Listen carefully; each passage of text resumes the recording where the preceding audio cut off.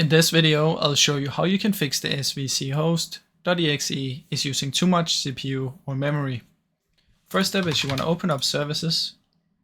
In here, what you want to do is you want to scroll down until you find W. So look for Windows Update, double click and make sure this one is on automatic, and we're going to start it so it says running. Then press apply and OK. And then what we want to do is press B. Look for background intelligent transfer service. Then you want to open up this one.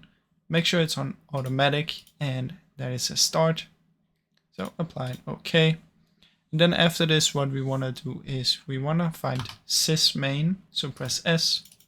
This one we want to disable and stop. Apply and OK.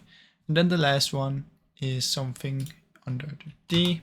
So search for D and look for diagnostic service host. Open up this one, disable it and stop it. So two of them will be disabled and stopped, and two of them will be automatic and running. After this, come here and search for troubleshoot settings. Go to additional troubleshooters. Find Windows Update and run the troubleshooter. Once that is done, you want to restart your PC and this should hopefully fix the issue. Now, I really hope you enjoyed this video. If you did, please leave a like and subscribe, as it helps me out a ton. Thank you so much for watching.